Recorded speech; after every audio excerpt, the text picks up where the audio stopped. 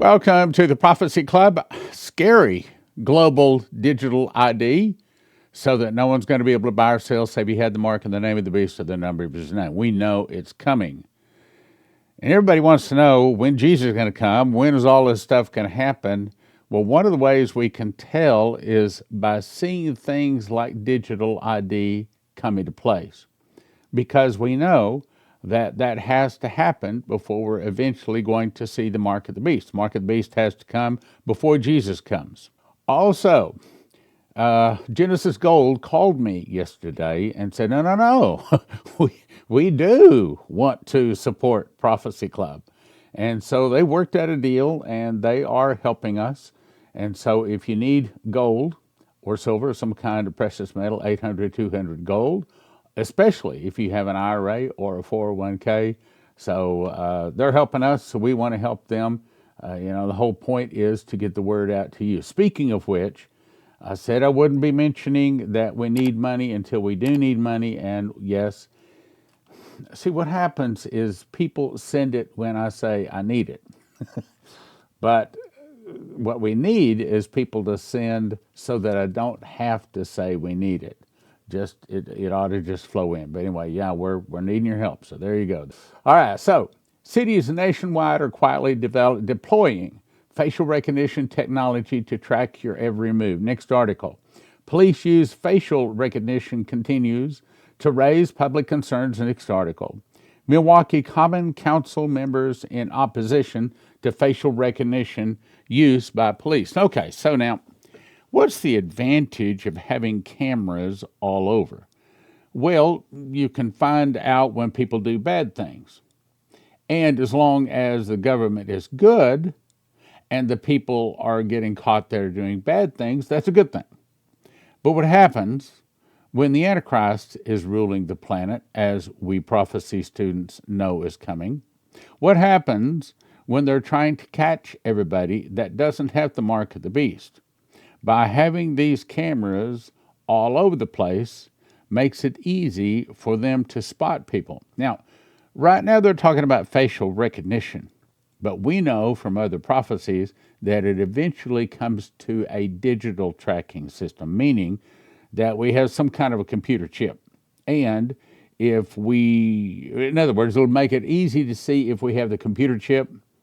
And if we don't, then the drone above stays and tracks us until the people arrive to arrest us or to make us take the mark or cut off their head. Now, if you want to know just how close we are to the mark of the beast, there you go. That ought to give us a pretty good idea. It's getting real close, especially with things I'm about to tell you today. All right. So let's go into some of the articles. A pre-enrollment system to process and digitize civil registry data is in development. So it's being set up. You could say that this is the Mark of the Beast system. Now, I know we've been watching for it for a long time, but they're now saying, and it's not just America, okay? I'm about to show you it's happening around the world. When it all gets all installed, then is when you can expect to see the Mark of the Beast. Biometric registration centers will be set up across Rwanda, and all identities verified and duplicated with an automated biometric information system. The ABIS will also back real-time authentication and ID card printing according to the report. And it goes on to tell the people in Rwanda how to register to get into their ID system. So if they're doing it in Rwanda, you think it's coming to America? No, actually, it's almost already in America. Let's go on to the next article. Facial recognition, when used along with other investigative techniques, can make Milwaukee safer. So the police in Milwaukee are asking the city of Milwaukee if they can start putting up cameras all over the place. Now, they already got it all over Britain. How's it working? So have cameras reduced the number of illegal or lawbreakers? No, actually it hasn't. It hasn't. If required, the department would use the technology exclusively for violent crimes. Yes, that's what they say. This year, when there's good guys and girls in government and they're trying to catch bad guys, yeah, this year, that's the way it'll be. But next year or down the road, When the Antichrist is ruling the whole planet, then what happens? It said that the urgency of those crimes and preventing additional victimization justified the use. Okay, it's like the old saying says, if the camel's nose gets in the tent, the body follows. So if you allow them to put up cameras all over the place, and by the way, I don't know how it is where you live, but at the center of every intersection that I pull up to that has a stoplight, there's also a camera. Not a camera facing one direction. They have cameras catching all directions of traffic. Now, what do you think those are for? Well, today they're probably registering our license plate and also our face, as well as the car. But tomorrow, so what happens as soon as you get in your car and you want to get on the interstate, you want to drive through a lot or an intersection that has a light in it, and it automatically informs the police who you are and where you are, so they can track you down and make you take the mark or lose your head. Procurement integral part of digital ID system designed from the beginning, experts from the United Nations, okay, so it's not just America, it's around the world, have advised governments implementing digital ID systems to make procurement an integral part of the systems designed from the very beginning. They call it ID for Africa 2025. So it's not just North America. Again, they're doing this all over the globe. So in case you're saying, oh, well, Trump wouldn't do that. No, it's not Trump doing this. It's somebody above Trump. Remember, who is it that owns and controls this world? That would be the devil. The workshop, which had the theme Procurement Strategies for Digital Identity, Build, Buy, and Beyond. Okay, well, our concern is the beyond, because, of course, we like the bad guys to be caught. But here's my point. If you look at the right side, look in the yellow in the white area on the right side. World Bank, ID for Africa, Rwanda, birth registration, ID integration in Africa, Ethiopia, Nigeria, African digital identity, Ghana, Nigeria, and Kenya. It's not just in America or Mexico or Canada. It's all over the place. I like this saying. This is from George Orwell. He's the guy that wrote the book 1984 and also Animal Farm. During times of universal deceit, telling the truth becomes a revolutionary act. I think we were there during the Biden administration. I want to believe that now that Biden has left, so has that left. But the truth is, it's not just an America thing. It's a global thing. And I'm afraid it has not gone away. Matter of fact, let me show you some things. So I did a little research on George Orwell. Died in 1950. He's a British novelist, essayist, critic known for his sharp political and social commentary, but his most famous works include Animal Farm, 1945, a satirical, if I can talk here today, satirical allegory of totalitarianism. What's that? Global control. And 1984, came out in 1949, a dystopian novel exploring surveillance, propaganda, and authoritarianism, globalism. Okay. Now, the interesting part is these two books are still talked about today. And even though they were written back in 45 and 49, a lot of what he said is now coming true. So he says that we would have a big brother. Boy, do we have that? There would be Orwellian control of the entire world. It sounds like the mark of the beast, doesn't it? Now, I believe that his books went a long way to slow these things down, but it hasn't stopped it. Watch. So 1984 said Big Brother would exercise absolute control over every aspect of our life. They've been pushing for that. They've been trying to take the guns out of American hands, and I think we're about one of the last nations on earth, us and Switzerland, that still have guns. Why do we want guns? Well, it's not so we can go dove hunting or deer hunting. It's so that we can keep evil people in high places from squashing us, okay? Winston secretly despises The party's oppressive regime, which enforces constant surveillance, suppresses individuality. In other words, we don't want you to be DEI, okay? See, individuality is meritocracy. Individuality is each person does as good as he can. But what they want is exactly the opposite, individuality, and manipulates truth through mechanisms like doublethink or holding contrary beliefs. In Britain, I'm about to play you a clip, and it's talking about exactly this is already in Britain. And Newspeak, a language designed to limit free thought, the party controls all information, rewriting history to maintain its power and demanding unwavering loyalty from citizens. I'm about to play you a clip that says 8 people just got arrested, I believe it was in the last week, from things they posted on social media. So let's go on to the next one. So Winston begins to rebel by starting a forbidden love. And I'm going to skip that part. Then Winston and Julia are arrested by the thought police. Do we have thought police? Well, that's why they took down my first. I have to be careful with my words here.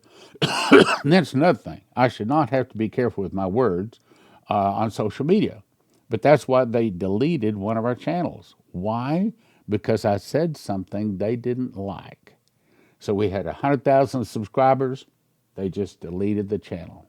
We came up with another name for another channel, and we still post, but they still limit us. I think we're only up to like 18,000 subscribers now. And if we weren't being limited, my opinion, we would already be up over 100. Matter of fact, if they'd not deleted our channel, in my opinion, we'd probably be up around 300 or 400,000 subscribers now. They are the thought police. And they say, well, we're not a public entity, so we can. I guess I'd say limit the things that are said on our business. I have to choose words carefully there. Let's go on, though. Okay, so Winston was tortured and brainwashed in the ministry of love, where O'Brien systematically breaks his spirit. Through psychological and physical torment, Winston is forced to abandon his rebellion, accept party doctrine. We're talking about Mark of the Beast stuff here. And even betray Julia. In the end, Winston is fully indoctrinated, loving Big Brother and losing all capacity for independent thought. That's the 15-minute cities. That's what the WEF, the World Economic Forum, wants. Key themes are totalitarianism. Now, I'm not going to read all this. But it's the party's control over truth. Are they trying to control truth in the world today? Absolutely. Are they trying to bring in surveillance and loss of privacy? Absolutely. Constant monitoring via telescreens and thought police stifles freedom. This is back in 1949, okay? Rewrite history, control language, or he called it newspeak, erases dissent and critical thinking. Personal freedom is crushed by the party's demand for conformity, doublethink, and torture ensure loyalty to the party. Now, I went to Grok, and I asked, what are the dangers of facial recognition? It says track individuals without consent, often public spaces, creating detailed profiles of behavior and movements. Algorithms can misidentify people, especially those with darker skin tones and women. Governments and corporations can misuse it for mass surveillance or social control, like China's social credit system, which penalizes citizens based upon their behavior tracked via facial recognition. Stored facial data is a target for hackers. Well, baloney. What facial recognition is really about is finding the people that have not taken the mark of the beast. Oh, that's not what they're using it for this year, but what about next year? So, here it is. I ran across the, you, by the way, thank you for your emails, your links that you send me. So someone sent me this. Charlie Kirk torches Britain as a totalitarian third world hellhole after returning from a trip there. Kirk spent 3 days in England, including public debates at Oxford and Cambridge. On his first episode back, Charlie Kirk's show, he described the UK as a totalitarian third world hellhole. Now, this is about 4 minutes and 15 seconds.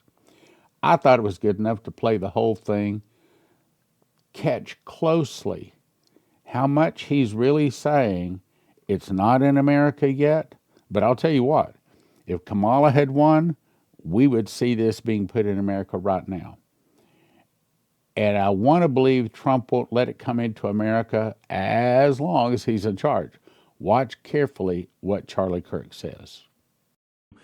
Visiting that totalitarian third world hellhole that unfortunately the UK has become. And it's tragic. I don't say that with glib. I don't say that with delight. It is sad. Britain is why we exist. It's like going back to the life force, and it's chilling and it's depressing. There was one cafe that I drove by in downtown London, and every single table was taken by a Mohammedan and a fully burqa wearing woman. Not a single native Brit. The entire cafe was taken. I walk shop by shop, and producer Blake, who did a great job preparing us for Oxford and Cambridge, and he deserves a ton of credit for that. He has his antenna up with this stuff. And he was like, I can't believe how much Arabic there is on the stores here. I kid you not. It is store after store. And then we're asked, the Brits say, well, what's the big deal? Why does this matter? I'm not exaggerating this in the slightest. In fact, looking back, I should have probably taken a video with it, but it's not going to get any better. So next time I'll do that. In the hotel I was staying in, I always like watching local TV. So I'm start flipping through the local TV to see that, what are they consuming? I kid you not, 40% of the TV channels in my hotel were Arabic. They had the Yemeni channel, they had the Kuwaiti channel, they had the Oman channel, they had the Iraq TV, they had the Lebanon TV, they had a bunch of Saudi channels, they had the Qatari channel. Not an exaggeration. The entire TV canon. And I stayed in 3 different hotels because we were bouncing all over the place. It was the same at the Hilton Garden Inn at the London Heathrow Airport as it was in Cambridge, as it was in London. All of the TV channels are configured to a Mohammedan population. Let's play cut 318. This clip has been seen tens of millions of times. Have you heard of a lady called Lucy Connolly since you've been here? Of course, I talked about her yesterday, and no one knew what I was talking about in Cambridge. Who are you talking about? The students didn't know. I mentioned her because I did the research. My team did an amazing job, and I think she just had her petition denied in the last hour or so today. It's Tuesday today. She's had her appeal denied, so she's going to be carrying out her 2.5-year sentence for a solitary tweet, so outrageous, which she deleted 4 hours later. What's your take on the whole situation? Well, I'm going to try to get the U.S. State Department involved. I don't know if what their bandwidth is here, but I'm sorry, again, I'm speaking as a citizen, not as U.S. government. I just want to be very clear. Is this a way that a liberal democracy and an ally of the United States acts? Just to be clear, what she said would not be any prison time in America. I don't like what she said, but she showed contrition. Well, there's 2 parts. The first part where she said, I don't want immigrants in my country. Perfectly acceptable. That's fine. You can say that. You're allowed to have that. So that is a separate issue that I will talk about, where in the UK, 30 people a day are arrested for offensive social media posts in the UK. 30 people a day. This woman is going to serve 2.5 years in prison for an offensive social media post that she deleted and apologized for. Yep. They invented free speech, sent it back to our country.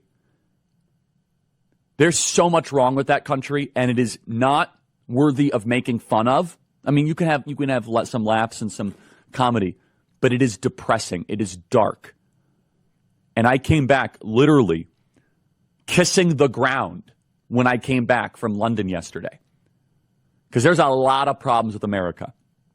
But let me give you 2 things that I think we should be thankful for that we don't notice. Of course, freedom of speech, number 1. And then number 2, the spirit of America. When we have a problem, we believe we can solve it. There is this entrepreneurialism. There is this grit. There is this pioneer spirit. And in Britain, they are defeated at the soul. They're like, cheers, mate. Country's done. Let's go drink. What we have is unique, and it's a blessing from the Lord. First, they came for the socialists, and I didn't speak out because I was not a socialist. Then they came for the trade unionists, and I didn't speak out because I was not a trade unionist. Then they came for the Jews, and I did not speak out because I was not a Jew. Then they came for me, and there was no one left to speak out for me. In other words, if we allow this to come on us, shame on us. Like the old saying says, fool me once, shame on you. Fool me twice, shame on me. So this was another article you sent to me, thank you. Breaking, lockdown by foreign decree. Yes, under Starmer's new treaty. Keir Starmer has just signed Britain's sovereignty away, handing the World Health Organization the authority to recommend to you to be locked in your home. An unelected global body, not your parliament, now holds influence over lockdowns, medical mandates, pandemic declarations. It's science. No, it's submission by treaty. And it was done without your consent. When the next, quote, global emergency or pandemic is declared, the blueprint is going to be in place.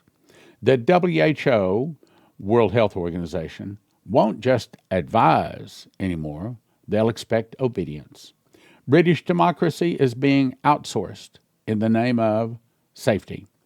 They used fear once, now they built the legal machinery and put it in place to use it again, only stronger, faster, and globally enforced. If we don't stand now, next time, there won't be a debate. Now, remember, Henry Kissinger says, he who controls the food supply controls the people. Who controls energy can control whole continents, but who controls money can control the world.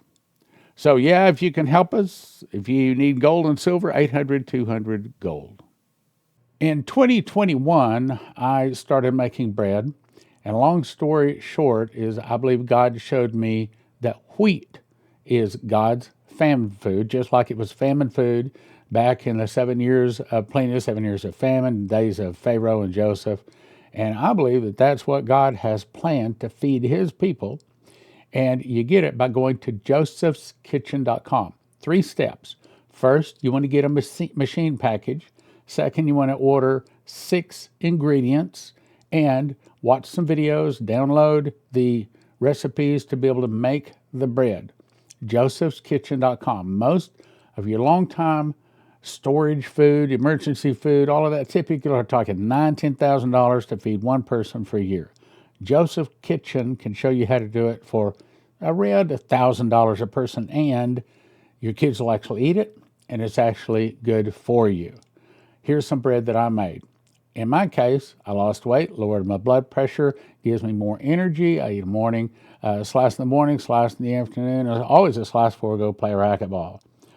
Go check it out, josephskitchen.com. If you don't want to lose your life's savings, if you have an IRA or a 401k, the thing to do is call 800-200-GOLD. 800-200-GOLD. These folks are Christians, and they specialize in helping people not lose their life savings in the event of a stock market crash and things like that. Look, most of the 401ks, most of the IRAs are in paper, backed by paper, and as Lindsey Williams says, if it's in paper, it's worth the paper it's written on. You can lose it all. 1-800-200-GOLD. 800-200-GOLD. Hey, give them a call. Doesn't hurt, doesn't cost you anything. See if they can give you some good advice. In a world of uncertainty, be prepared with Silver Prepper Bars, your ultimate hedge against political instability and economic turmoil. Introducing the Silver Prepper Bar, crafted from 0.999 pure silver and proudly made in the USA. This tangible, divisible asset can come in handy even in the toughest of times. Portable, perforated, and easily tradable, the Silver Prepper Bar is your lifeline in times of crisis. When facing inflation, currency devaluation, and financial meltdown, Silver Prepper Bars provide peace of mind. Don't wait for disaster to strike. Secure your future today with the exclusive Silver Prepper Bar, the only silver bar on the market divisible into 3 different size pieces for maximum utility, all while fitting in your wallet. The smart choice for savvy investors and preppers alike. With Silver Prepper Bars, you're ready for whatever tomorrow brings. As gold and silver prices continue to surge and top economists predict upcoming shortages, Now is the time to secure your precious metals in the form of prepper bars, the only bar on the market divisible into 3 sizes for maximum utility. Place your order before supply runs out and prices go up. Don't wait for disaster to strike. Don't leave your future to chance. All payment methods accepted. Order your silver prepper bars now. 0.999 pure silver and proudly made in the USA. Silver prepper bars, ready for whatever tomorrow brings. Order now. When the suitcase nukes, I didn't say if, I said when the suitcase nukes go off, if you want your car to start, if you want your computers and your refrigerators and things like that, anything with a computer chip to work, you want to have one of these from EMPShield.com. EMPShield.com. And they have videos up there. It takes about 10 minutes to put on. It's not complicated at all. And if you use the word prophecy, promo code prophecy, you get a $50 discount, and it helps your Prophecy Club. Okay, the very best offer we have ever had of the Prophecy Club is 40 books for a gift of $100. That is How Pre-Trib Won, Tribulation Secrets in Daniel, God's Warnings to America, Miss the Mark, and The Secret Door to Understand Bible Prophecy. I'll explain. As I've said many times in 2017, I memorized the book of Revelation. I got 30 revelations, 2 visions, and an audible voice. God showed me a secret door, the word first fruits, which is found in Leviticus and also Revelation, that links the feasts to the prophecies of Revelation. And perhaps for the first time, Revelation can be understood. One prophetic word said, there's a lock. I put over a word in the book of Revelation. I'm going to open it to you.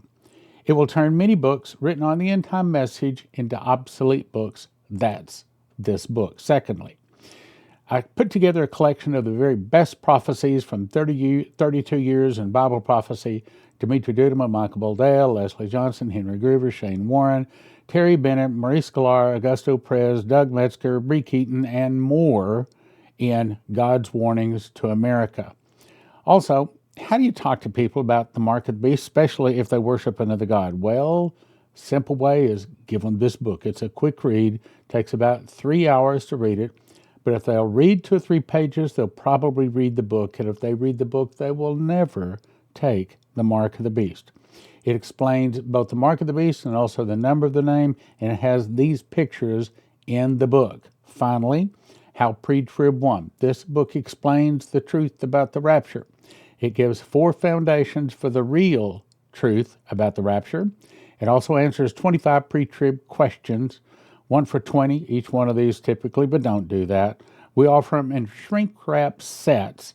The very best deal is go to prophecyclub.com and get the entire 40-book set for $100. I didn't cover every verse in the book of Daniel, didn't need to. I just covered the verses that has to do with us end-time saints. And it's called Tribulation Secrets in Daniel, 1 for $20, 10 for $30, 20 for $50 at prophecyclub.com.